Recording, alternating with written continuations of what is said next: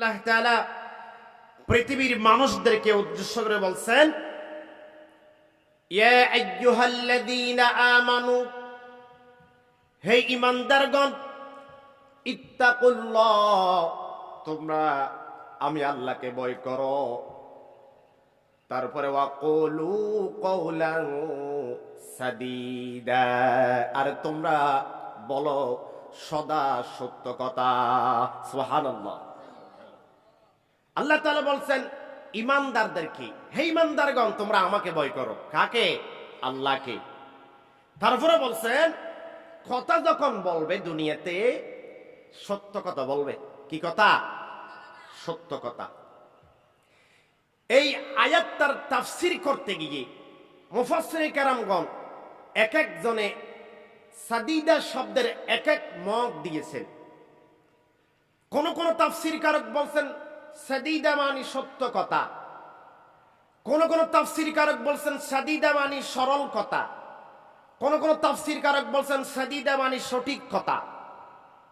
ইমাম ইবনে কাসির বলছেন মুফাসসিরে কেরাম যে মত দিয়েছেন সেই মত ঠিক আছে, কিন্তু আল্লাহ রাব্বুল আলামিন এই আয়াতটার ভিতরে সাদিকুন বলেন নাই, মুস্তাকিম বলেন নাই, সাদিদা বলছেন। সাদিদা শব্দের ভিতরে সমস্ত কথার গুণগুলো আল্লাহ তাআলা ঢুকিয়ে দিয়েছেন। সুবহানাল্লাহ। তাফসীর আহসানুল বায়ান আল্লামা ইসমাইল হাক্কি রাহিমাহুল্লাহ তিনি বলছেন সাদিদা মানে এমন সত্য কথা যেই কথার ভিতরে কোন ধরনের মিথ্যার নাম মাত্র থাকতে পারবে না। তিনি আরো বলছেন সাদিদা মানে এমন সঠিক কথা যেই কথার ভিতরে কোন ধরনের ভুলের নামগন্ধ থাকতে পারবে না। তিনি বলছেন সাদিদা মানে এমন সরল কথা যেই কথার ভিতরে কোন ধরনের ঠাট্টা মস্কারি থাকতে পারবে না। সুবহানাল্লাহ। তাফসীর আহসানুল বায়ানের মধ্যে আল্লামা সালাহুদ্দিন ইউসুফ রাহিমাহুল্লাহ তিনি বলেন সাদিদা মানে এমন কথা যেই কথার ভিতরে কোন ধরনের ঠেরামি, কোন ধরনের বক্রতা, কোন ধরনের ধোঁকাবাজি, কোন ধরনের দোফাবাজি থাকতে পারবে না, সেটার নাম সাদিদা। সুবহানাল্লাহ বলেন। বন্ধুগণ আসেন, এবার একটা তীরকে আপনি যখন ছুটবেন, একটা ফাঁকিকে লক্ষ্য করে যখন তীর মারবেন, আগে আপনি লক্ষ্যবস্তু ঠিক করবেন যাতে তীরটা ফাঁকির গায়ে লাগে। আগে লক্ষ্যবস্তু ঠিক করবেন না? তুদরুফ ইমাম ইবনে কাসির বলছেন মানুষ যখন কথা বলে, কথা বলার আগে তাকে ঠিক করতে হবে আমার কথা যাতে ভুল ভ্রান্তি না হয়, আমার কথা যাতে সত্য থেকে বিচ্যুতি না হয়, আমার কথায় যাতে কোন ধরনের ত্রুটি বিচ্যুতি না হয়, মানুষে যাতে কষ্ট না পায় আমার কথায়, সেই কথার নাম সাদিদা। সুবহানাল্লাহ। বন্ধুগণ এই যে আসেন এবার সাদিদা, এটা এমন একটা গুরুত্বপূর্ণ শব্দ। আল্লাহ তাআলা বলছেন কোন মানুষ যদি দুনিয়ার মধ্যে এই জবানকে ভুল ভ্রান্তি থেকে, মিথ্যা কথা থেকে, আজে কথা বাজে কথা থেকে জবানকে হেফাজত করতে যদি পারে, আল্লাহ রাব্বুল আলামিন তার ব্যাপারে বলছেন ইউসলিহ লাকুম আ'মালাকুম। জোরে বলেন আল্লাহু আকবার। আল্লাহ তাআলা বলেন আমি তার ইউসলিহ ইসলাহ করে দেব আ'মালাকুম, তার সমস্ত আমলকে। কোন মানুষ যদি সব সময় সত্য কথা, সঠিক কথা, সরল কথা যদি বলে, আল্লাহ বলছেন আমি তার জিন্দেগির সমস্ত আমলকে আমি আল্লাহ তাআলা সংশোধন করে দেব। সুবহানাল্লাহ বলেন। ইসলাহ, ইসলাহ শব্দের এক অর্থ হচ্ছে সংশোধন, ইসলাহ শব্দের আরেক অর্থ হচ্ছে পাপ মোচন, ইসলাহ শব্দের আরেক অর্থ হচ্ছে মীমাংসা, ইসলাহ শব্দের আরেক অর্থ হচ্ছে উন্নয়ন। অর্থাৎ কোন মানুষ যদি মনে করেন আপনি সমস্যার মধ্যে আছেন, আল্লাহ তাআলা আপনার সমস্যা থেকে বের হওয়ার সমাধান রাস্তা বের করে দিবে। আপনি মনে করেন একটা বিরাট একটা সমস্যায় আছেন, আল্লাহ তাআলা আপনার সমস্যাটা সমাধান করে দিবে। আপনার মনে করেন গুনাহ আছে, আল্লাহ তাআলা আপনার গুনাহগুলো মাফ করে দিবেন। এদিকে দেখেন, আপনার যদি ব্যবসার মধ্যে লস হয়,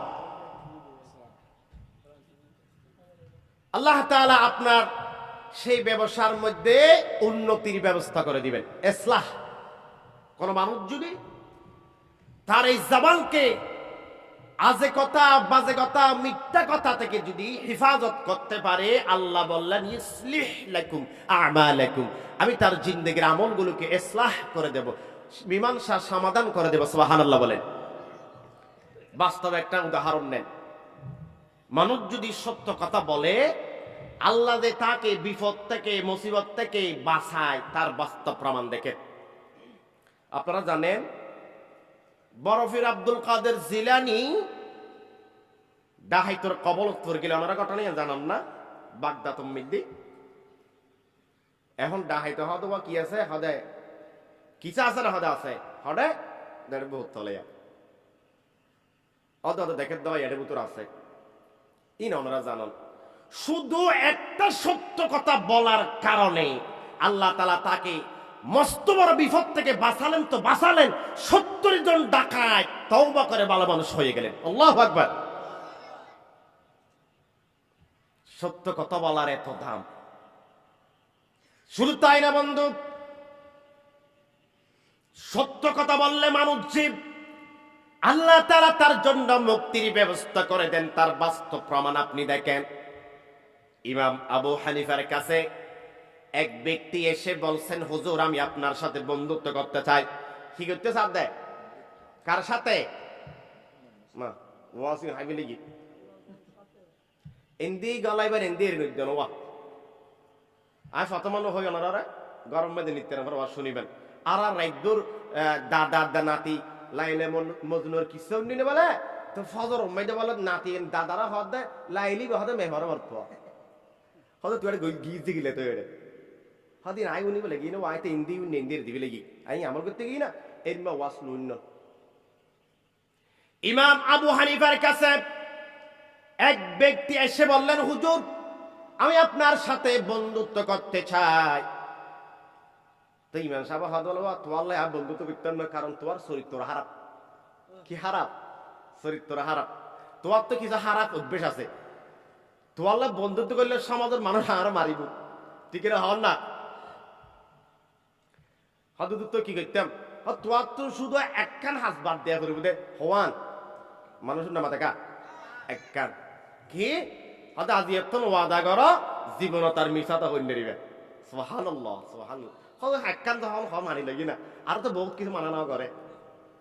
এখন বন্ধু দেখেন,